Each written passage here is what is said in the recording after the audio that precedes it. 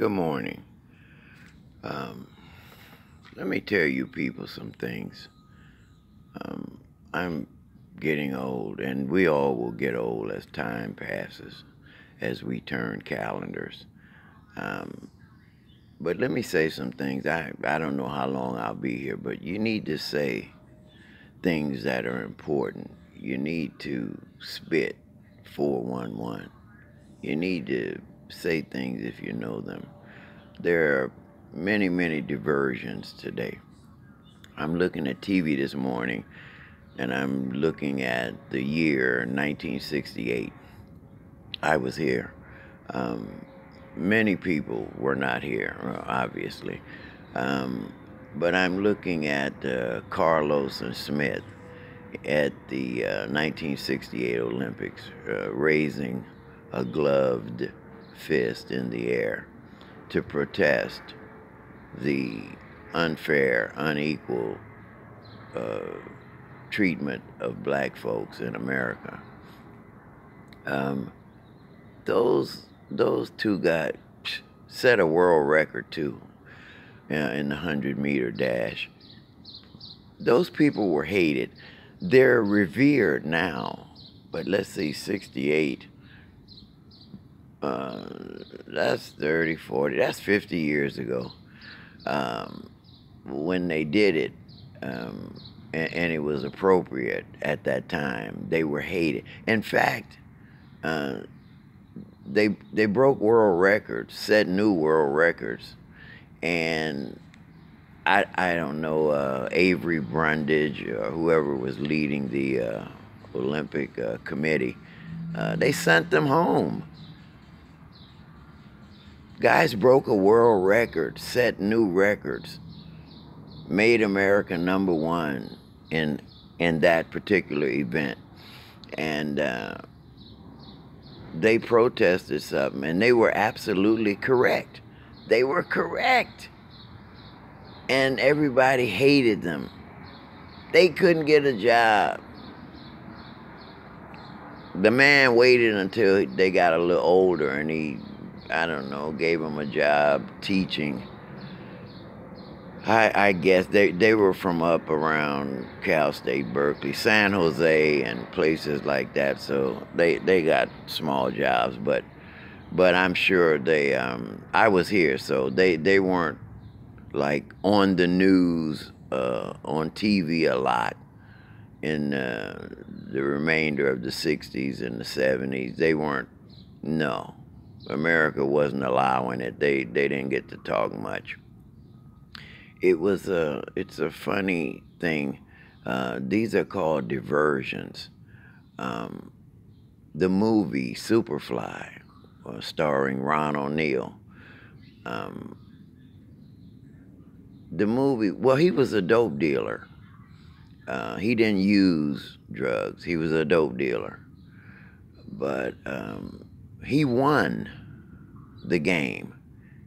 He sold for a little while, made a bunch of money, and he got out of the game. He won.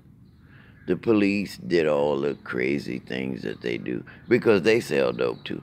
They don't bust Pablo Escobar or El Chapo with $50 billion worth of drugs and take it out on a barge near Rikers Island somewhere and set that shit on fire. Nah. If the government is $1 trillion behind in their budget, they're gonna throw away $500 billion. Nah, they need that money. They're not burning that shit up. They're burning up some flour or some other shit. Carlos and Smith, they only said what was correct, and they couldn't get a job. How about the security guard that noticed the 007 guys breaking into the Democratic National Convention headquarters and called the police and called the government and had them guys arrested? I'm talking about the Watergate scandal. Those guys worked for President Nixon. and they were in the, he's a Republican, they're in the Democratic office, stealing all the tapes and papers and notes and everything that had to do with the Democratic plan of action.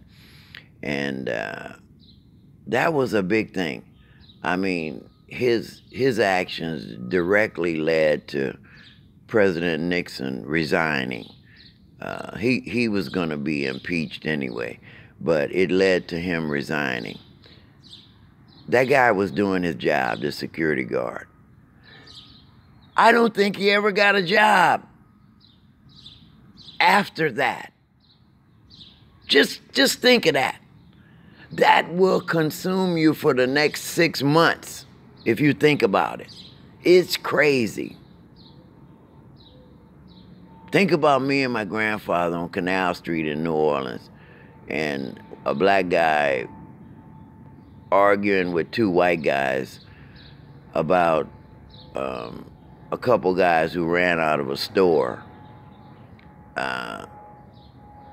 And they were arguing about which one of them maybe stole something out of the store.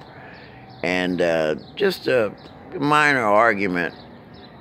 And the two white guys asked the black guy, "Who are you anyway?" He said, "My name is da-da-da." And they said, "Well, let me see your driver's license." The black guy said, "Who are you, policeman or what? I don't have to show you anything." Yeah, show me your... And he said, "Well, you show me your ID, driver's license." The white guy said, "Man, shut up." One of them went to... The Greyhound bus station was right there on Canal Street in New Orleans. And he dialed the phone and he called the police. The police came. Me and my grandfather were buying tamales. And the police came and talked to them, all three of them. And they took the black guy to jail. There was no fight. They put him in jail. They handcuffed him and put him in the back seat of the police car. They let him out later. My grandfather found out. My grandfather's German, and I guess you had to be something other than black to even find out information like that. But they let the black guy out of jail. But what did they take him to jail for? This was in I don't remember if it was 56 or 58. That's how long I've been here. They took a guy to jail because he didn't show his ID to two citizens. Those two white guys were not policemen, federal agents or anything. Regular citizens just like him. Muhammad Ali, as great as Ali was, you think Ali took enough shots to the head to wind up with Parkinson's disease? Come on. Before every fight, you gotta see the doctor so you can have your license. You know, in boxing, it's a funny thing. You gotta have a license for whatever city or county or state that you're boxing in. How easy is it for the doctor to come in and say, "Well, come on." Back in those days, they're doing it now with vaccines and shit.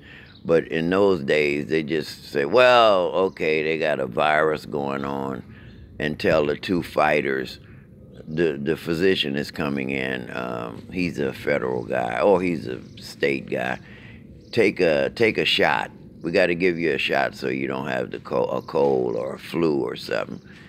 And they give you a shot. How easy is it to go into one of those research refrigerators and get some Parkinson's or cancer or whatever? Just draw it up in a syringe and give you a shot. Muhammad Ali was more well known than Michael Jackson at that time. And he was black, real black. I don't know the reasons behind it, but I don't think they wanted to just kill him like they did with Dr. King and Malcolm X and everybody else, Huey P. Newton, Eldridge Cleaver, exiled Eldridge Cleaver like he was Napoleon Bonaparte, exiled him from America. I'm telling you, we've and guys like me, I don't guess they want me to remember these things. I'm not talking from digital analytics. I'm talking about things I remember because I was here. And I'm always worried that they'll see my video or see what I write and start bothering me, because people think you're crazy anyway if you say, hey man, somebody's been following me. Man, that is not a rare, oddball circumstance. They do all kinds of stuff. Uh, they're researching these diseases, so they have those diseases in freezers and refrigerators and laboratories. They can draw up some of that stuff in a syringe and give you a little shot, and booyah, you got that disease. That was a really smart thing on their part, whomever did that, because Muhammad Ali was better than an American ambassador as far as that goes. He knew every leader in the world. They all welcomed him. They loved him, and they didn't want him over there talking black stuff and revealing injustices by the white people in America. The powers that be, they didn't want that. So it was pretty smart. Give him a little shot of Parkinson's and anything that could keep him from talking. And that's what they did. And then later, 20, 30 years later, they gave him all the accolades and loved him and all that shit. That's what it was, just shit. Because, like Ali said back then, I don't know. I don't know why they're taking my license, because they make more money off me than any athlete in America. And they did, because he raised the bar. They paid him a lot to fight. And they got their taxes. Believe me, they got their taxes. They got their taxes. I went to prison, I don't know, 40 years ago. I probably would not have gone had I paid the government 9% or 10%.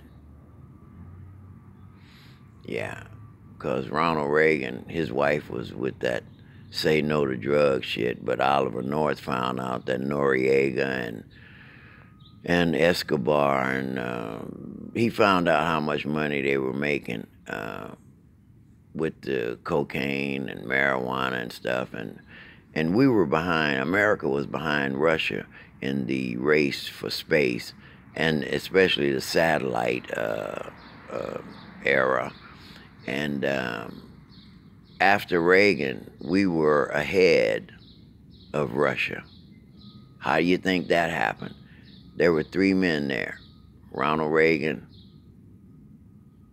Papa Bush, the old man Bush, and Ted Turner, who owns cable, who owns all the TV stations.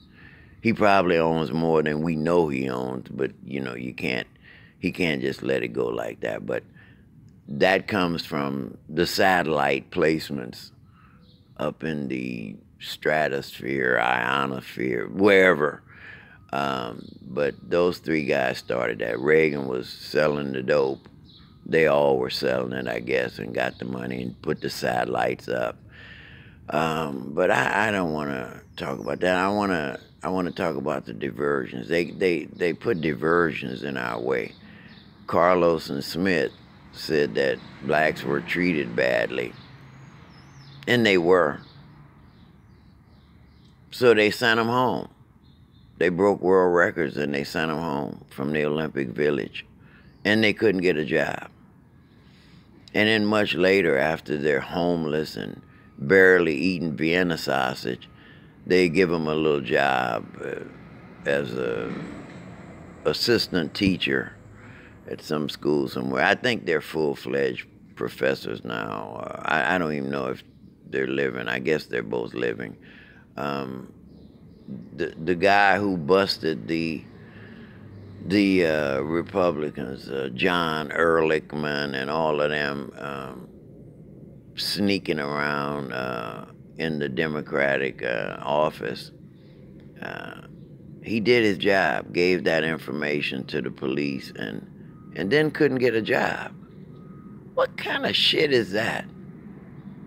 I got a lot of stuff. I don't care now. It's late in the game. I don't know what penalties I'll have to pay for trying to be a real American and tell the truth. I have no idea what penalties that would incur. But I'm gonna start telling you people some things that I know. I have a website. I'm having a lot of trouble with it right now. I don't know, maybe because I'm kind of stupid and I'm not constructing the website well enough or quickly enough. I don't know. But I have a website. It's called viewfromthehood.net. And my username is Primo RJR. PRIMORJR. That's at YouTube, at Google, at Gmail, at Twitter, Facebook, all of that. So just when you get a minute, uh, use that diversion, and I'll start telling you some things I know. Because you people are probably smarter than me. You just aren't. You're not old enough to remember some of these things, but I'll gather them in my head and I'll start putting it on the screen here. Okay, my name is Ronald Rooney. Thank you, and I'll get at you later. Okay.